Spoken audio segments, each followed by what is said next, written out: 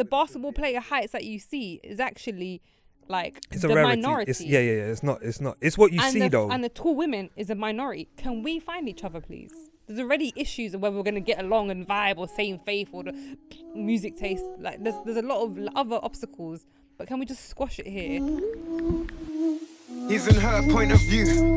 In this world where we grew, there's his and her point of view. His and her point of view. In this world where we grew, there's his and her point of view. His and her point of view. Are we in audio? You're outside. Yeah, You're outside. Outside. You're such an uncle. Who says I'm outside? No, I didn't know what it was. Who says out? I'm out. I'm in. Night. Out. Down bed. It's alright, uncle. Night. Yeah, like night. I knew night. Got night. Do you know what I really like? My ex-mother-in-law, she used to like answer the phone and say, hello, good night. Hello, good night. Hello, good evening. Like she's like, do you know like the Jamaican mum that speaks Queen English kind of like, Yeah.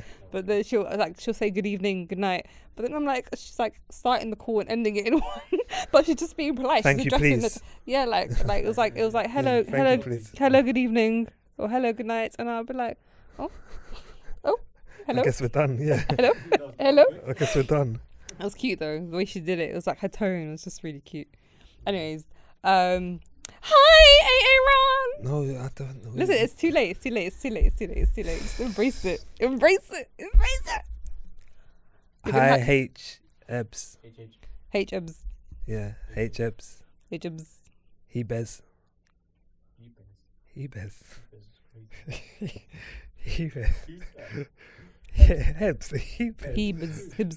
Hebz. That is your name. Hebz. The flick of the wrist there, you can take it. Hebz. I'll take that over the L's of your flick of the wrist there. Hebz. I'm happy. In your face. Are you wearing Hebz. leggings? No, these are gym. You know what? This could be off my chest thing, yeah? So, they're meant to be... wait, hi.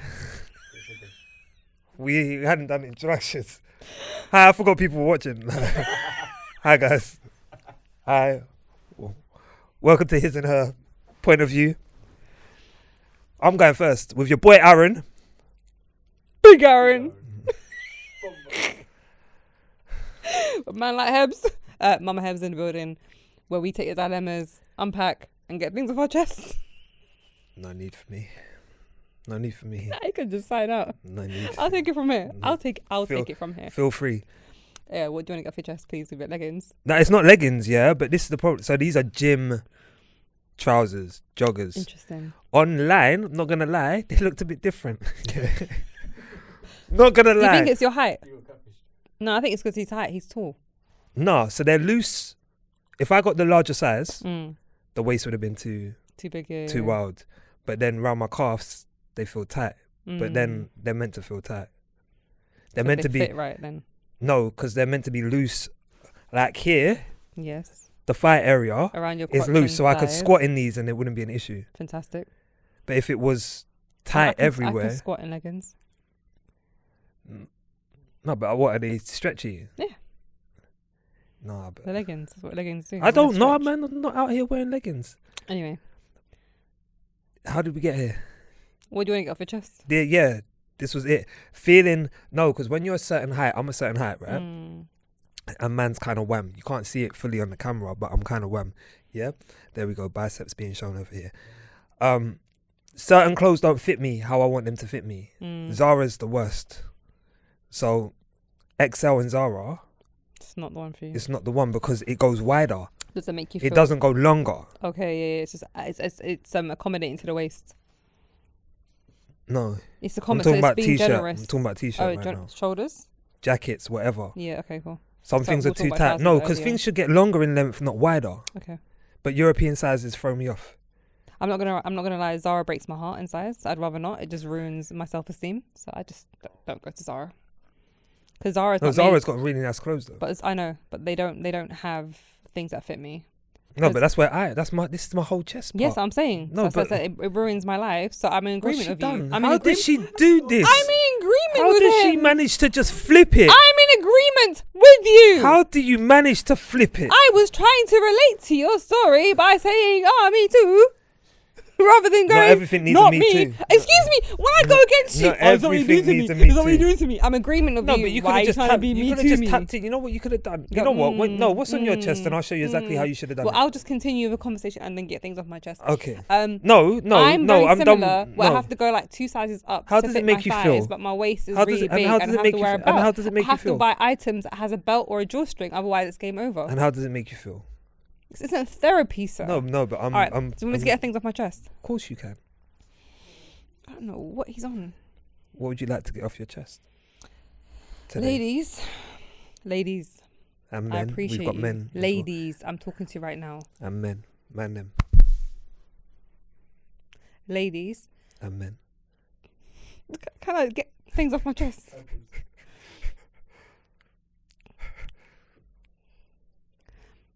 Ladies, if you're 5 nothing, please stop asking and demanding for taller men.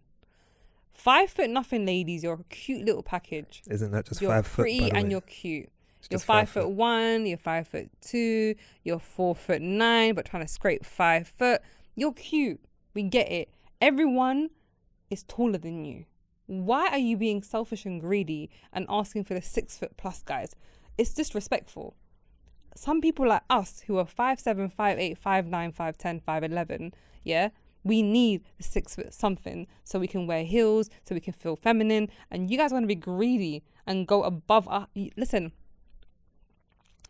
a guy that's my height will make you feel small. Just settle for the 5'8"ers. They need love. Settle for the 5'10s. They need love. So Settle for the guys who are trying to scrape a 6 foot but they're really 5'11". Just give them the love and let us women who are taller go for the taller guys. That's what I have to say. Stop being greedy. Stop being greedy. You're already a cute package. Yeah, we're already like. Have you heard the meme? If you're 5'10", no, it's all the ladies. Good morning. Unless you're 5'8", then have a great day at work. Go. There we go. no, I haven't heard it. It's disrespectful. My point is, if you're a tall woman, you're considered mandem. So we need a tall guy. But then the ratio gets thrown off. What's ratio? The Tall no. for taller. No, Short no. for tall. No, the ratio of there's going to be people left over. So Where? So then can the small girls get the men that's left over? What, The 6 foot men plus that's left over? Because There's no there's leftover going to be. men. So you're telling me there's a perfect ratio Yes. of women that are 5'10". Do you know tall men isn't a high thing? Do you know it's more common? The average height for a man is like 5'10". I know. I'm in like the small percent. Yes, exactly. So the With a good basketball beard player as well. heights that you see is actually like It's the a rarity. minority. It's not. It's what you and see though. And the tall women is a minority. Can we find each other, please? There's already issues of whether we're going to get along and vibe or same faith or the music taste. Like there's a lot of other obstacles, but can we just squash it here? If you're 5 nothing, again, you're cute. I'm not trying to bring you down. I'm you're celebrating saying, you. You're saying 5 nothing is 5'1" and 5'2". Yeah, that's the five. Like, just So do 5 foot. It's cute. We're like the wham ones. Yeah, we're the ones that make any man's hand I feel like look 5 small. Because Because we've got big hands, we've got big feet. My last few girlfriends have been about 5'3". Oh, so you got a fetish for smaller women. You're No, fetishizing on each other. That's great, fantastic. Don't mind us in a corner here. I didn't say fetish. I said I just opened. But do you gravitate towards really short women? Do you have a thing for smaller women? Is that a criteria? No. Is that an ideal? No, it's more about a pretty face. Pretty face, small waist. Ay. Like more than height. Okay. Like I don't like. Do you have a thing for no, shorter women? I gotta be careful. Yeah. I don't discriminate. I regulate every shade of it. I don't discriminate. So 5'2", 5'3". What about 5'8", I don't 5'9"? think I don't think I'd like a woman to be the same height as me. That's different. No one's asking you to date a basketball player. I'm asking But you. what about them? They need love too. Go So on that rant. Yeah, but they will have love because they'll find other men who are tall. Or they might not have an issue with height and be very confident to date a shorter guy. Shout out to all the women who are happy to date shorter guys. I respect that. That's a next level of confidence on both ways. My guy's happy for a woman to be like, Yeah, Kevin Hart. mad thing. No, he's a beautiful wife as well. Exactly. Who- who still got cheated on. Mad thing. Anyway, dilemma. Would you like me to read it? I haven't got the dilemma. Would you like me to read it? If everything's off your chest, I'd love you to read the dilemma. But I just want to clear the air. Is everything off your chest? Yeah, I'm happily married, so I've got my 6-foot guy. Okay. So that rant was for nothing. No, it's so that important. rant was for Do you know nothing. how many I've women? got mine. Yeah, Oh, I got good mine. luck, But I'm here ladies. to support women. I'm here to empower all women. Are you mad? just depowered I didn't women. depower anyone. I reminded did. them that they have a whole pool There's of two women. men in the room here that have just When shown did I you depower women? women. I said you guys 5 foot nothing as they're well. not, You they're said 5 cute. foot and nothing. I said I also went on to shut up.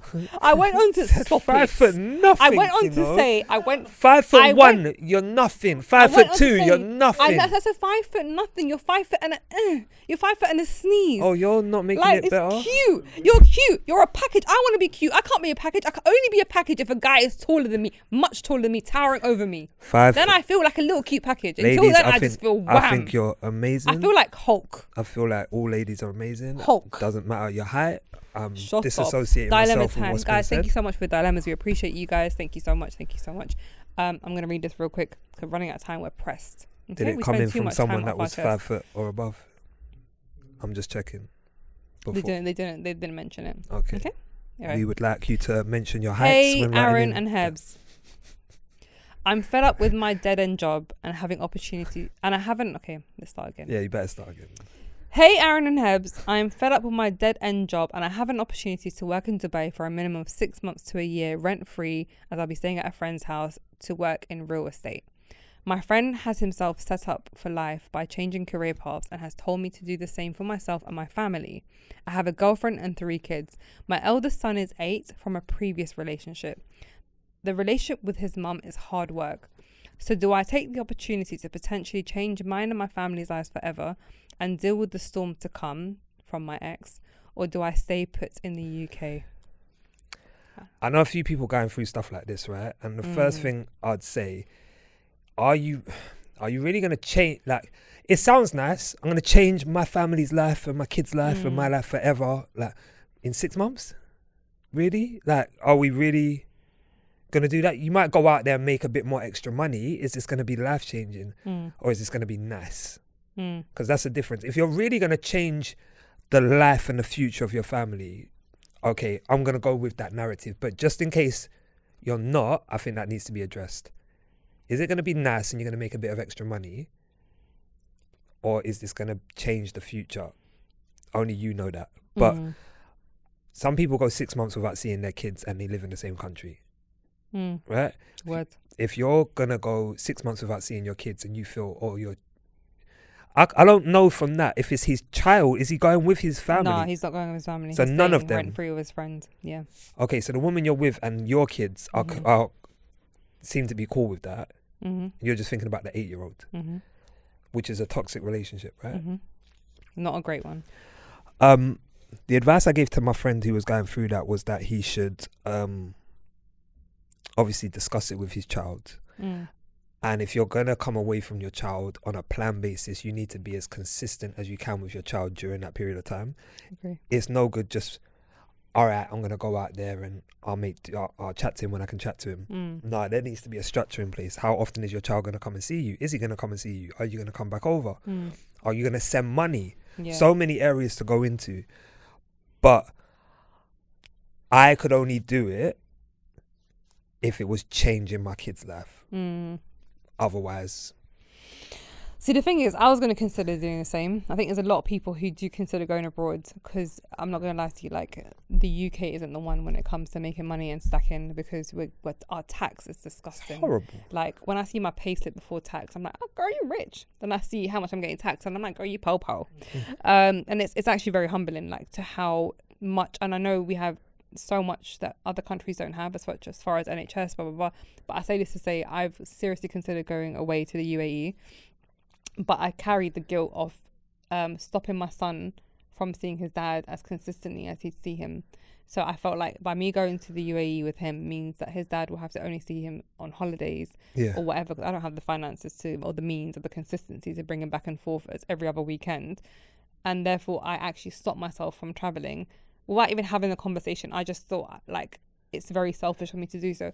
But in the same breath, so many people who are married or in relationships who live together actually do split ways for a little bit because someone's got a work placement abroad in Japan or in America for their job, or they have to go training for months at a time, and it's understood, or they're doing crazy shift work and they don't see each other.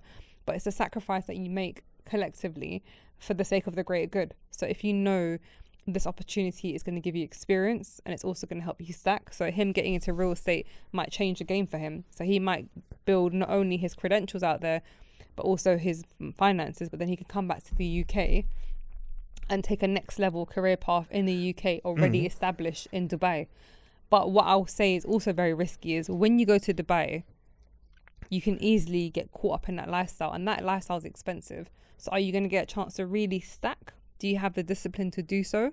Or are you going to get caught up in Dubai and go, do you know what, I need to extend my stay, Yeah. because I've just wasted 2 months worth of pay. Or you find it amazing out there. Yeah. But then you might bring your family out, but then it's now you have a child behind that you might have to leave behind. And it's like, let's not blow things up more than they are, because there's people in different careers that travel all the time. Like my husband's an actor. Yeah. He can dip out for 4 or 5 weeks at a time. Obviously, they'll pay him to come back or whatever. But there are times where he's just not home. And it's not, oh, you're neglecting the family. It's like you're doing what you have to do right now. So you're holding your side of the deal and I'm doing my part of it. So I'm looking after the family while you go out and provide. So sometimes it's just a sacrifice that they take, and sometimes it's the woman making a sacrifice and she has to travel. But you was aware of that though, right? You met your husband as an actor. Yeah, but he could have been in theatre and been in the UK. No, of course. But what I mean is my role as a husband or leader. I'm the leader of this household. For me to lead this household, I need to be checking in on the house. 100%. Yeah, being away from the house for a year is not, to me, he's saying he could be away for a year, yeah? Without a plan of coming back, without a plan on seeing your family. Like, literally, I'm going to go away for a year and hopefully this works out. Like, you're not, that to me isn't leading your family. No, I will defend it a little bit, because what's a year in comparison to like a lifetime together? So if you're taking 1 year as a sacrifice, he's having to step away from his family. He's having to step away from his comfortability of his girlfriend and his children, and like his routine. But sometimes, like, how many men have moved countries and started life elsewhere for the sake of just trying to make ends meet, trying to build skills, whatever it is that you're doing. But what I'm going to say is that temporary can sometimes be worth it. What I'm saying is, don't automatically shut it down or reject it if it's proposed to you. Think about the bigger picture. If that business plan, if he presents to you a business plan that makes sense, then sometimes we have to just make a sacrifice, but we make a conscious effort to build on that communication. I'm going to FaceTime you every single day. My child with that lady is going to get regular good nights together. Like, we're going to know that every, I don't know, 3 days a week, me and you are doing bedtime stories over FaceTime. It happens. People do. People are in the army, traveling around the world. Oh no, I get that it happens. Then there would need to be. I'm saying I wouldn't feel comfortable if I wasn't. I'm going out here. I'm going to send you more money. Yeah, as the mother of my child, Yeah. I'm going to send you more money. I'm going to be, when I'm in the country, I might check on my son every couple of days. Yeah, as in a FaceTime or whatever. Because I'm out of the country, I'm going to check on him more. I'm going to make sure that he doesn't feel like he doesn't feel neglected. 100%. But also, sometimes our desire for more isn't because it's necessary, it's just because we want more. Of course, then that's where does it stem from? So is he struggling right now financially? So if my guy is going, do you know what, I'm struggling to provide, I'm struggling to make ends meet, even us two working together isn't covering. Like, listen, electricity and gas is being uncapped to a new level. Like, the inflation is mad. Yeah. So like, we're forever chasing, we're in a rat race that we're struggling in. It's like, why are we choosing to put ourselves, if there's an opportunity presented where we go, do you know what, this will relieve you, this will allow you to have a little bit of bumper to like maybe one day have a holiday, or maybe one day not worry about checking your bank before doing a transaction. So why are we getting our emotions and getting tied up like they're not in prison? Do you know what I mean? Like, they're trying to do something better for themselves and for you. So sometimes it's like, let go of the emotion and let's reason with the situation and really put things in perspective. So how is it going to affect our children? How is it going to affect our relationship? Is it going to build us, or is it going to make us worse? It's a case by case. Some people can't handle the distance. And like you said, some men are absent even while being present. like where they're not even living in the same, they're in the same borough, but they don't see their children. So that wouldn't necessarily, but this guy obviously sees his child, which is why it's a big deal to him. If he didn't see his child, he wouldn't even mention that woman. He'll just be like, that's not really my issue. My issue is like leaving my wife or leaving my girlfriend and the kids. Yeah, no, which is true. But like, so for example, I used to compare myself a lot, right? I wasn't ever happy with what I had because I was comparing myself to others. And one of the people I was comparing myself to was one of my closest friends. Yeah. And he was the same age as me. He got a property before me. He got a better car before me. He had all of these things before me. And I always felt less because he had more. But then I realized I'm comparing myself to someone that doesn't have 2 kids. I'm comparing, when I actually looked at the people I was comparing myself to, we were similar because of age. We were similar because of a number of other factors. But I've got 2 kids and you don't. And therefore, I'm only going to make things worse by comparing myself to you because it's not a fair comparison. Sometimes we're going through life. And for our situation, we're doing good. But we're comparing ourselves to people that don't have the quote-unquote baggage or whatever that we're coming with. And therefore, they're going to shine more. And it's an unfair comparison. But do you know what? We're all guilty of this, not just as men comparing. Like, what's mad is that person who's doing well and shining better than you in your eyes probably yearns for what you have. And the thing is, we always compare notes of people, not realizing that people want what you have too. And we emphasize the things that we don't have, and we forget the gratitude of what we do have. And I think that's okay to lose sight of it, but we need to G-check ourselves and coach ourselves back into appreciation and gratitude, because you might not have a car that you hope for, but you know what? There'll be a day and a time where your circumstances will change.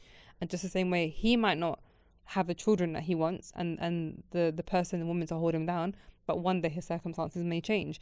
But to look over your shoulder and look at someone else, you'll always like be snatching away your own happiness. You're sabotaging that moment where you're going, do you know what?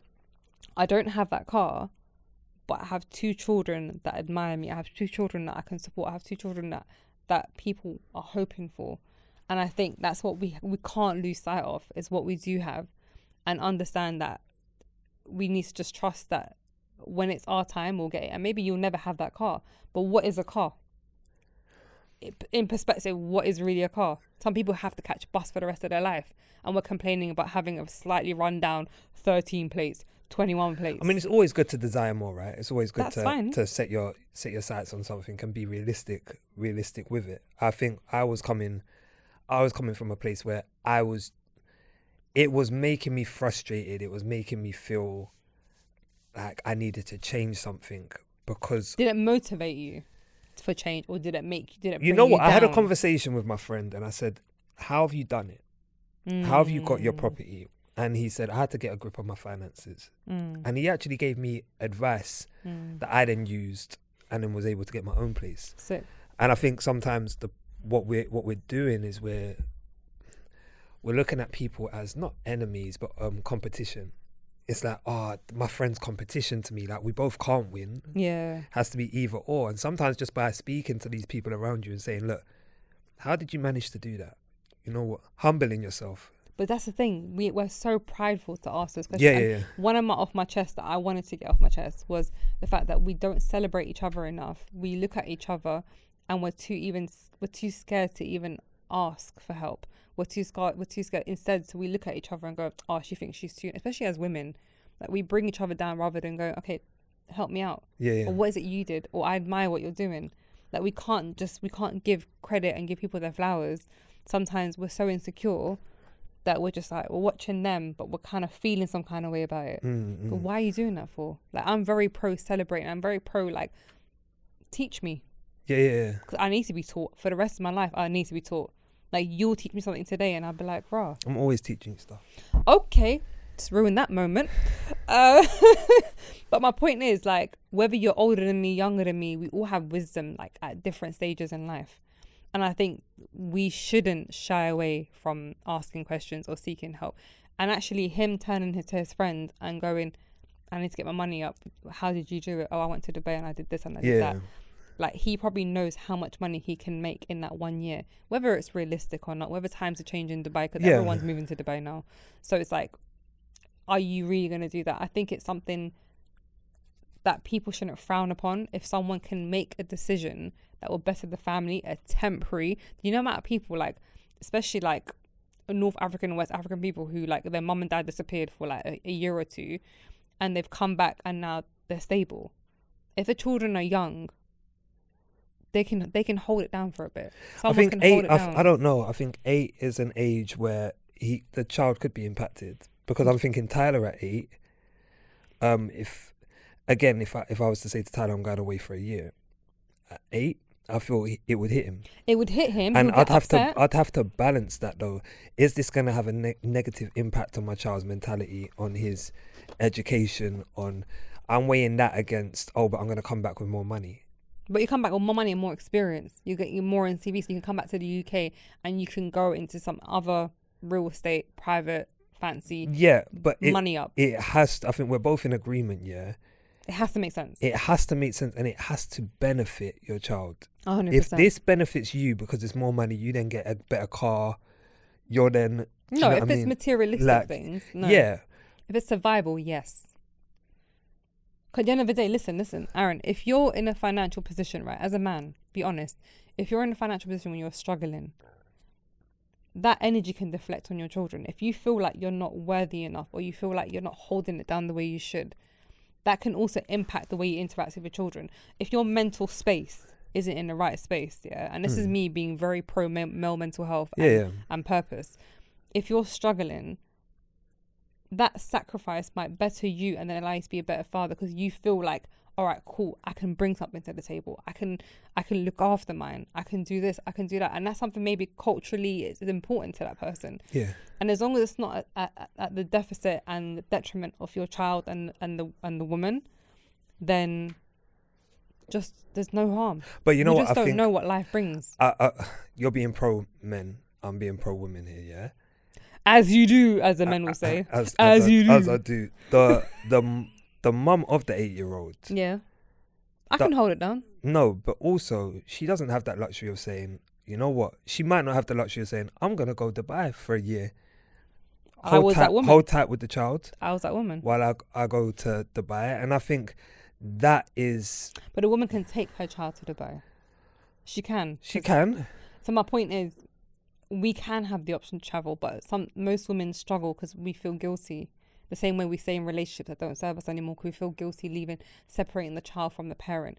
Whereas a man, generally speaking, has it in him to be in his, like, the need to be a provider, has his innate thing to be able to disconnect.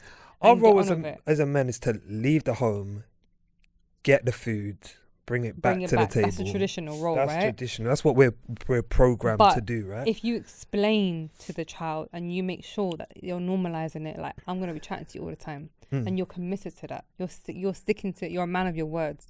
Dad, you lied to me. You're not going to give him an opportunity for him to think you failed me. No, you're saying, I'm going to go away, but we're going to be chatting all the time. You're not even going to realize it. Yeah. Do you know what I mean? You're going to soften the blow, and he's going to look forward to FaceTiming with you. You're going to create that hype between you guys. It's possible. What I'm saying is, don't shut it down. And if it's like, I'm disappearing for 10 years, my G, like, the child's a whole different person now. Yeah. Do you know what I mean? That's different. Like, and I'd rather you be in the right headspace and be that father than to not be in the right headspace and be that crap father, because you're deflecting your energy. So you're saying you as the mum would be in support of it?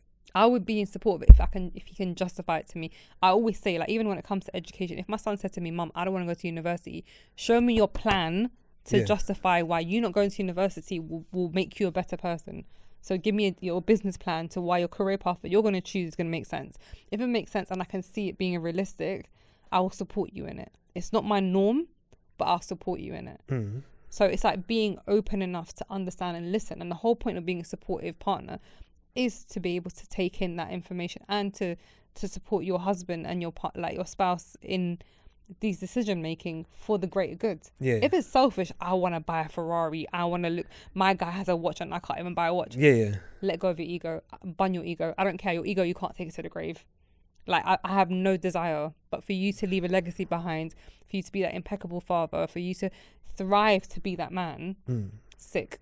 You know what's mad? Credit. I thought about moving further up north at times, right? But I'm very mindful of the distance between me and my children. Like the other day I picked up Tyler from school because he was ill. Yeah. I'm Literally. 10-15 minutes away from Tyler's school. So I was able to do that. His mum was in the office. It benefited my child, me being so close to him. Of course. So me even thinking about moving Up further north. into the country, Yeah. It's scary. Yeah, because But I for feel some like people, that's their normality. it is. But I just feel like I can't be the father I want to be if I'm too far away from my children. And I appreciate it, and that's an amazing sacrifice you can do for as long as you can afford it, right? But Yeah, if it yeah. comes to a point where you're like, I actually can't live in If London you can't, anymore. if your cards are being played for you, Yeah. these are like I have to play these cards. Yeah, there's nothing I can do. Okay, fair enough. You then make the best of the situation In the you've same got. way, like if you're in a relationship, right, and you split, like you and let's say Amari's mum, you're not together anymore. Yeah.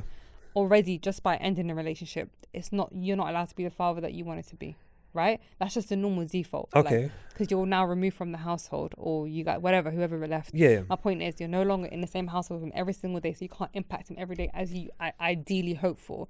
So those are new circumstances. For some people, it'll be location. Okay, I can't be that close to them because I can't afford to anymore.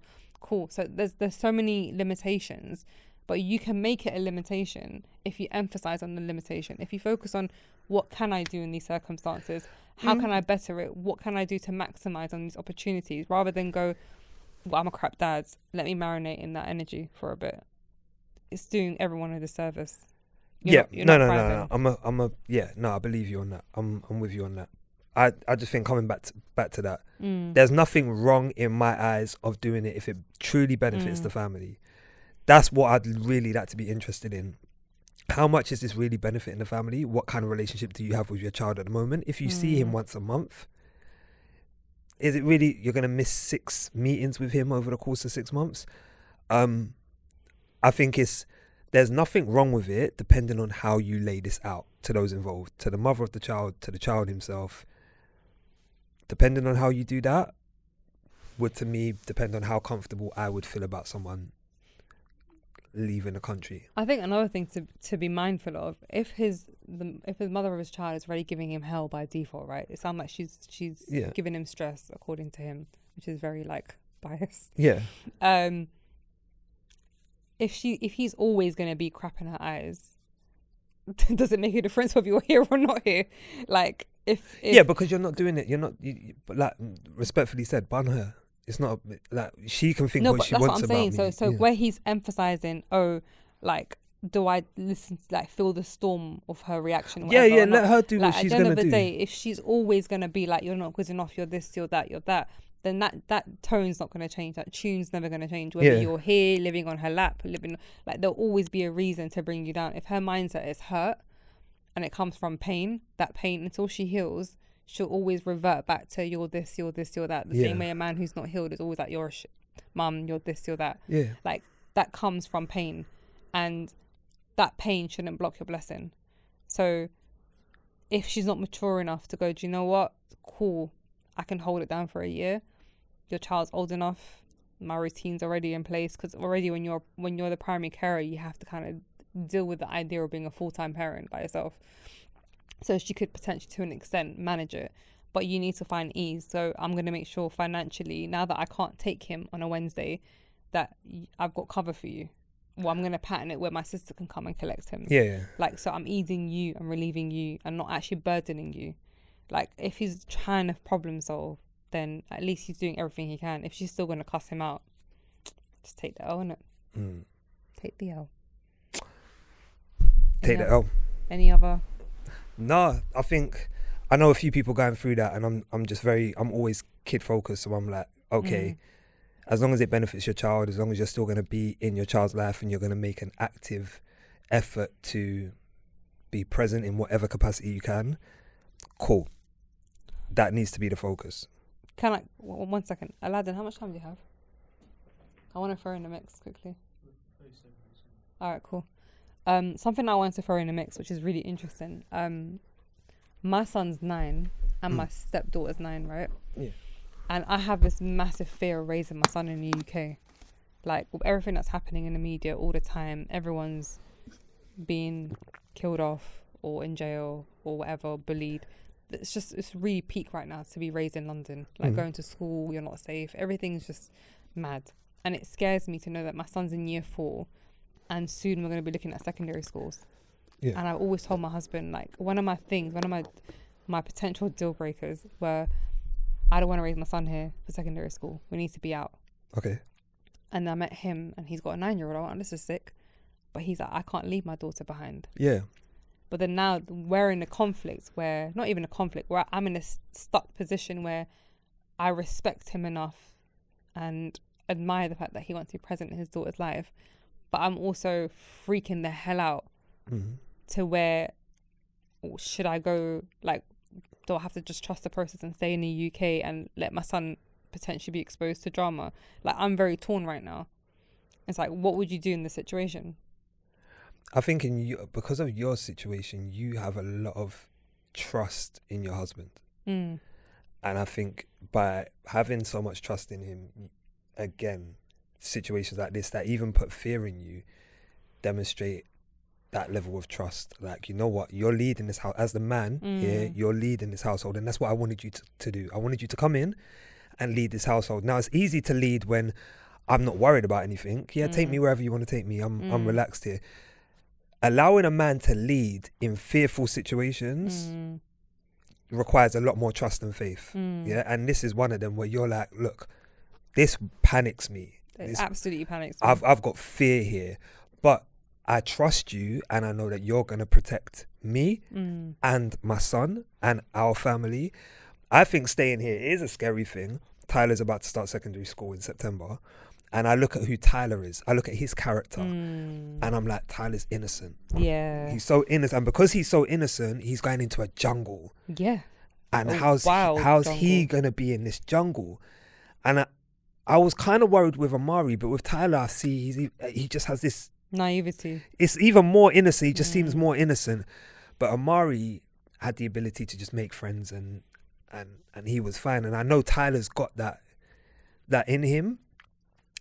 All of us as parents fear that next step, secondary school, because it's completely different. Yeah.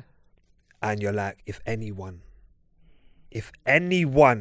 honestly, Aaron, if the year 11s try it with because you're thinking, my son is now around teens and bigger kids. He's gone from being the oldest in the year to school to being the youngest. Yeah. Mad transaction. But at one point he was the youngest in the school. That's true. And we wasn't that fearful because we thought, they're only 10-year-olds. No, it's different though. These are 16-year-olds that thing. I'm of the mindset that if the man's saying, look, I can't, like, we need to be here. Yeah. All right. I'm going to trust in you. But if along this journey, I'm like, babe, it's not, nah. I've trusted you. Yeah. You've been leading for a while, but look at what's happening. We've got a sense check as we go along. Yeah. 100%. And I think the reason why I'm mentioning this dilemma for me, like my personal dilemma, because these are things to be mindful of when you're entering a blended family. The fact that you got to now consider both parties and their locations and where they want to be and how they want to maneuver and what you really desire and what you worry about, because you might align in everything, but there's one thing that's really important to you that's a non-negotiable for them. And for me, like, I don't think I took an L by sacrificing that. I just think overall I'm winning. But there is that constant concern and worry. We all were raised in London. Most of us have come out okay. So I need to maybe trust that. But I worry about the naivety. My son is so innocent. Not that he there's so many issues. He may get bullied. He might be drawn into something naively because he just wants to belong and, like, you know, they're cool kids and cool, let's run with it. Easily not realising and influence. Or he might get himself in a situation where he's just innocently minding his business, going to catch a bus, and he gets picked on. And it's just like, you're in the ends, you're in the wrong ends. All these different, like, the intricate things of being a man in the UK. You know what? Amari is long. Amari went through something and it really brought my attention to something I never thought of. He was at a bus, because you just mentioned that. He was at a bus stop with his friends. And let's just say over there, there was a madness going on, and he saw someone get stabbed. And he called me later that day or the next morning, and he told me, it was in the papers and everything, and he said, Dad, I wasn't able to sleep. I saw this. And I've always worried about what my child may physically go through. I've never thought about what he might witness and how that can actually have a negative impact on him, and how he thinks, and the fear and all of that. And that was a moment when I thought, I've never thought about what you're going to be seeing. I've always just thought about what might happen to you. Can I tell you, that's interesting, because the other day, it's been a few moments where I feel like something's going to kick off, and I'm with my son, like I'm walking past in a situation that I think is going to get a bit heated, and I swear to God, there's a part of me that's ready to put my hand over his face, just to prevent him from seeing anything. And it's like, I can't do that anymore. Once my child enters that jungle, I can't be there going, look away. Oh, what's over there? Like, try and distract him. I can't do that. But your job was, you and your husband, and the dad's job is to prepare. That's the thing. Do you know how many kids have we prepared our child? That have been prepared, but then life, mad thing. But it's trusting the process, man. It's trusting in the higher being, and it's mad. But this is a serious dilemma that weighs on me, and I pray on it every single day. I think when my son can just coast through this. I think as you start to look at schools as well, your fan can't. One thing that made me more comfortable is when we went to look at schools. There's one particular school, and we was like, no, this feel, I would want to go here. I like this. I like the look of the kids. I like the feel. But it takes one idiot child to bring energy into the room. But that can happen anywhere. That's real talk. But to me, when people go, oh yeah, but you know, if you go to UAE, they got loads of drama. I'm like, but they might get racism, but they won't be killed. Yeah. They won't be different mugged. Set of laws. Yeah, there's different laws. Do you know what I mean? Like, obviously, there is a dark side to everywhere, but I'd rather take the you're this. You're like pick on them. That's fine. Yeah. Pick on them. I'll build their self-esteem at home. They will know what self-love is. Like, that's calm. But to know that I can't protect you from some idiot child having an impulse ego moment scares me. On that note, we're done. Thank you for watching, guys. I need therapy. please continue to send. This was a deep one. Yeah. Can you send your dilemmas to RB2M Dilemma on Instagram, and you can find me at raisinboys_to_men on TikTok and Instagram. And you can catch me on I Am Hebz on Instagram and Mama Hebz on YouTube and TikTok. Please make sure you subscribe. We want to continue doing this season after season, and we can't do it without your blessings and your support. So please continue to spread the word. And until next time, out. His and her point of view. In this world where we grew, there's his and her point of view. His and her point of view. In this world where we grew, there's his and her point of view.